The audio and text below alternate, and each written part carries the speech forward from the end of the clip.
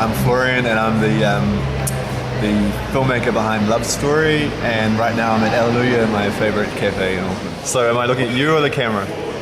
Both. Both? Okay, Yeah. Awesome. Hey guys. So one of the things I really love about filmmaking is mixing my life with filmmaking, because I'm a workaholic and sort of takes up most of my life. So I like weaving it all in, and one of the first impressions of New York City was psychics everywhere. I was in New York a year and a half ago, and I saw the psychic, and she pretty much gave me the inspiration for the film by giving me a palm reading, telling me my past and my future, very accurate, and then looking at me deep into the eyes and telling me never to jump in front of the camera, like urging me to always stay behind the camera. And that gave me the idea for Love Story to kind of do the opposite, I guess. Well, why do the opposite? Why be so contrarian? So I guess I didn't consciously try to do the opposite, but I'd always had a dream of being like in front of the camera.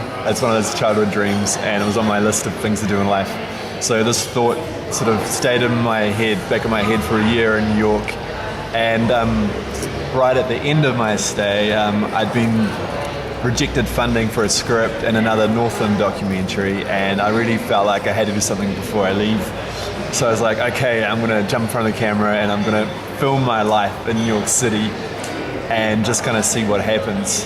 And I saw a whole lot more psychics and asked them for help, and they actually they gave me some ideas, and I saw people on the street. I asked them for help, and people started kind of like a psychic reading, telling me what I should do for this film, and I actually started to take their advice, and it was amazing. And I got given this roadmap for a film by the people of New York City, and that's how Love Story was born. And then I bumped into this beautiful woman, actress called Masha Yakovenko, who I convinced to be part of this experiment, this kind of romantic experiment. And our love story was dictated by these wild ideas from New Yorkers on the street, mainly the East Village, Coney Island, Harlem, and we made a whole film in that kind of spirit.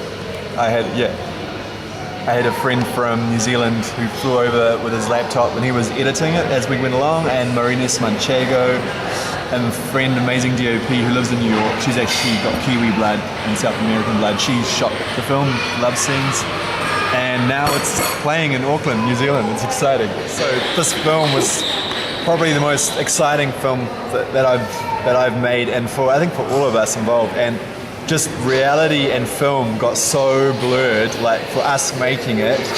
And also what I've realized now, when people watch the film, they really can't work out what scenes are real and what scenes aren't, and am I really together with Marsha or not?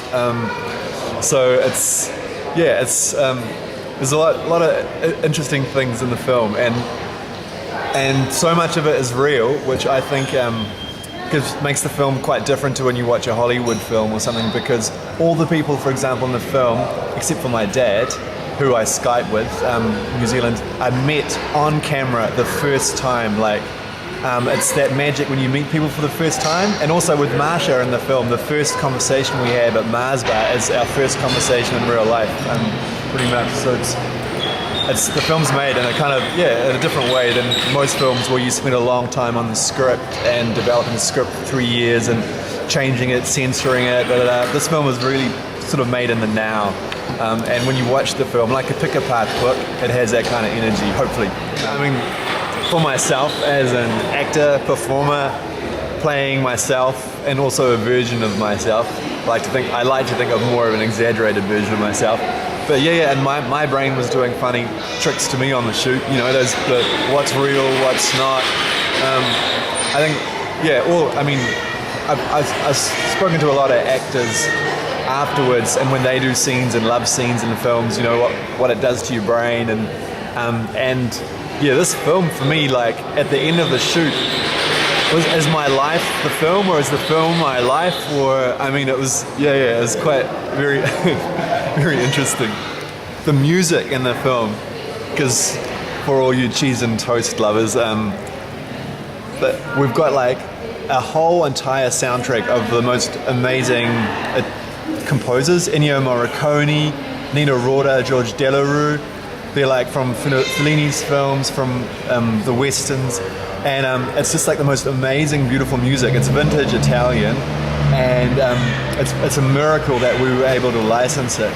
But just, I think watching the film for the soundtrack is an experience in itself because it's such beautiful music. Yeah, and I've heard it a million times now, and I'm still in love with those tracks. Yeah.